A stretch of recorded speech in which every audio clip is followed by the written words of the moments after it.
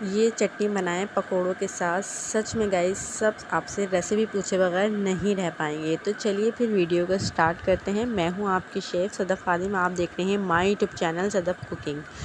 तो सबसे पहले आपने इमली को भिगो देना है और उसका पल्प निकाल के अलग कर लेना है। यहाँ मैंने 4 से 5 हरी मिर्च ली है और आधी गड्डी मैंने हरे धनिया की ली है, आधी गड्डी पुदीने की ली है। यहाँ 1 टीस्पून मैं इसके अंदर ऐड कर रही हूँ ज़ीरा, साबुत ज़ीरा, और हरी मिर्च भी मैंने इसमें ऐड कर दी है। यहाँ हम 15 से 20 जो है वो गोल मिर्चें लेंगे, ये लाजमी आपने लेनी है, इससे बहुत अच्छा टेस्ट आता है। और ये इसके बाद हम यहाँ पर ऐड करेंगे नमक। 1 टीस्पून मैंने इसमें नमक ऐड किया है।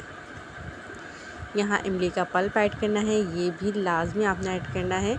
और यहाँ 4 से 5 जवे मैंने लहसुन के ऐड कर दिए हैं, वो भी आपने ऐड करना है। थोड़ा सा पानी, और फिर इसको अच्छे तरीके से हम मिक्सी में पीस लेंगे। चैनल पे नए हैं तो चैनल को सब्सक्राइब कर दें। वीडियो अच्छी लगे तो प्लीज़ लाइक ज़रूर कर दीजिएगा। तो यहाँ हमने इसको इतना बारीक पीसना है कि यहाँ पर बीज नज़र नहीं आने चाहिए।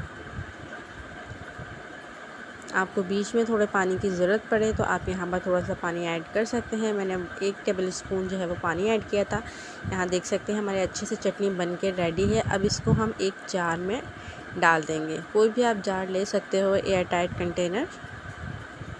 और ये सारी चटनी हम इसके अंदर डाल देंगे।